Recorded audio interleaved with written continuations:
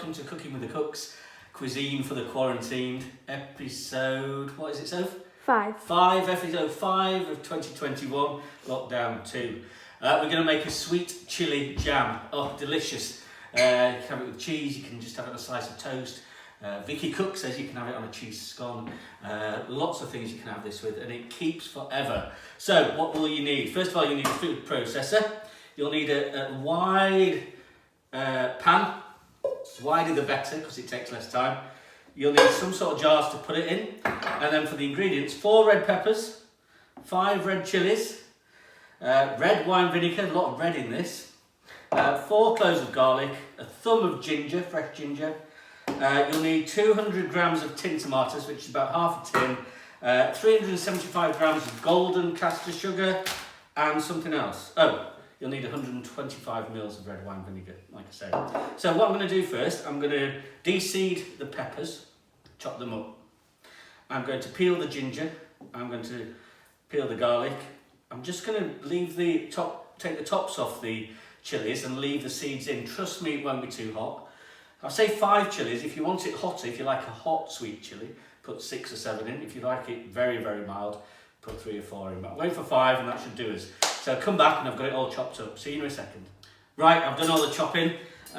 So I've peeled the garlic, I've peeled the ginger and just chopped it into bits. I've just taken the tops off the chilies and I've taken the middles, the insides out of the peppers. So I'm going to put it all in a food processor. So the peppers go in. When you've done, it's going to make about 500 ml, which is what, a big jam jar or a couple of small jam jars. Chilies goes in.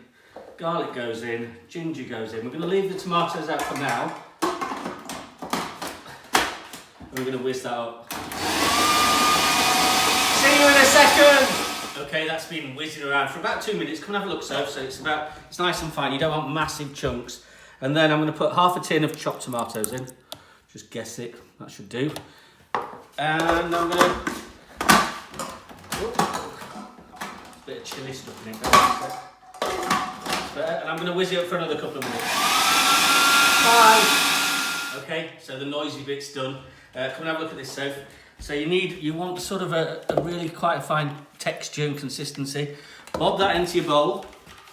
If there are any big bits in, when you tip it in, you can get them out now. But if you've blended it okay, it should be fine.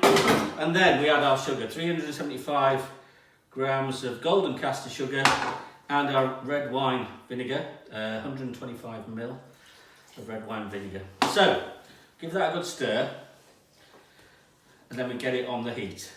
Now, you want to put it on a high heat to begin with until it boils, and then when it boils, turn it down and keep stirring it. Now, it could take up to 45, 50 minutes till it gets nice and thick. What you will notice is that as you're boiling it, after about 10 minutes, when you turn it down to a low heat, there'll be a sort of an orangey foam on the top. What we're going to do is just scoop that off and put it to one side because you don't want that in your jam. Okay, we'll get this on the heat and we'll see you when it's boiled. Okay, it's been on for about 5 minutes on the high heat. Come over, Soph. It started to boil, as you can see. Now what I'm going to do is turn that down just so we get a nice simmer. And I've already started, just taking a little, I mean, it's not 100% necessary, but take a bit of that scum off the top. I don't like the word scum, but that residue, just so that when it goes in to your jam jars, it's nice and fresh. So I'm going to take the rest of that off. I'm going to turn that down. Now, the longer you cook it, the thicker it becomes. So if you want a nice, really nice, thick, almost jelly-like substance, boil it or simmer it for quite a long time. If you don't like your jam too thick, simmer it for less. I'm going to keep an eye on that. I reckon about half an hour should do it. Nice simmer. So come back in half an hour and see where we're at.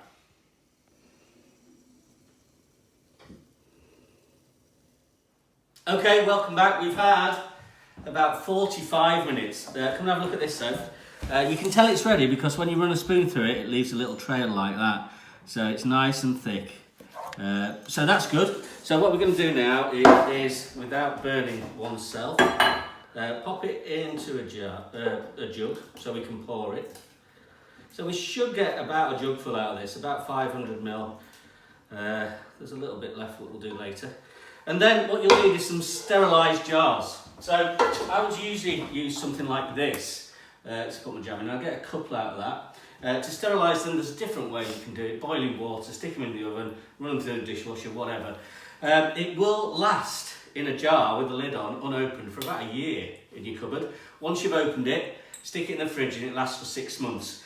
Now, I've ordered loads of these because I thought in these times we can all do with sharing the love a little bit. So we're going to share these out. I'm going to top these up. I'm not sure how many. I think I'll get about 15 of these out of this. So if you want a little jar to put with your cheese, to put on your toast, to do whatever you want with, just leave a message below. If you're in the local area, I'll do it on my daily walk and drop it on your doorstep. I'll wipe the jars before I drop them off, so it's COVID safe. And that's that. That's chili jam. So what you need to do is just top these up. It might be difficult with the smaller jars, but I'll try. Probably need to spend more time thinking about this. Top those up, pop the lid on, let them cool completely, and as it cools, it'll thicken up and become that nice, jammy, chilli, sweet, lovely, delicious thing that we're looking for. So, next week, I don't know what we're doing, probably something Valentine's-y. So, thank you for watching. Do comment, do share, do tell me if you want a pot of this. You can pop it in the comments or send me your address in as a direct message if you like, and I'll try and drop some off for everyone during the week. In the meantime, stay safe, stay home, and keep cooking. We'll see you next week. Bye-bye.